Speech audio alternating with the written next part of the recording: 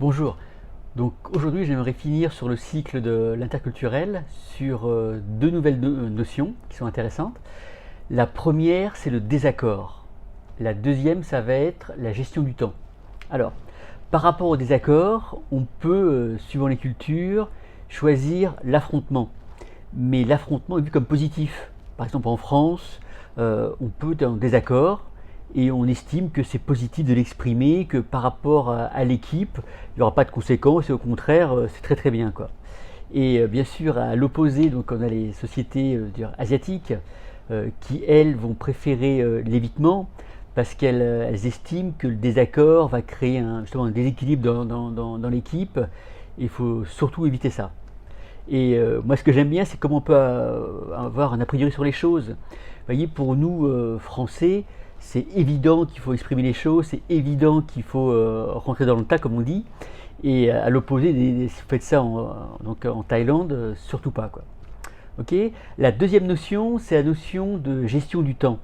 Donc effectivement, vous voyez, là, c'est par exemple les pays comme l'Allemagne, la Suisse, même si c'est un peu cliché, qui vont être dans la rigueur. Et à l'opposé, il y a d'autres cultures qui vont dans la souplesse. Et là, ce qui est intéressant, donc la rigueur, ça veut dire effectivement, il y a des séquences, il y a une date butoir, c'est carré.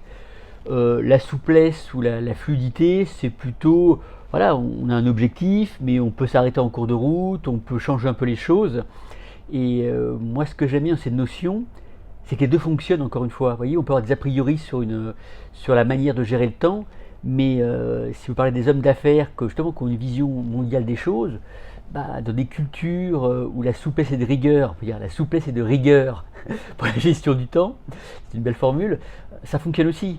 Donc aussi s'adapter à ça. Donc toujours la même logique, se dire, voilà, l'autre a une vision du temps différente de la mienne, mais ça marche. Voilà, s'il n'y avait qu'une solution, qu'une manière de faire, on le saurait. Donc on se rend compte qu'il y a plusieurs manières de voir les choses. Donc là on a vu deux notions, je répète, le désaccord et la gestion du temps.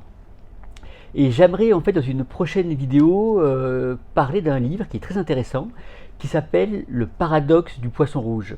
Alors pourquoi je veux en parler ce livre parle de la Chine et c'est très intéressant en ce moment avec ce monde qui change, de nous qui sommes français, voir comment des Chinois peuvent penser. Et ça peut être très surprenant.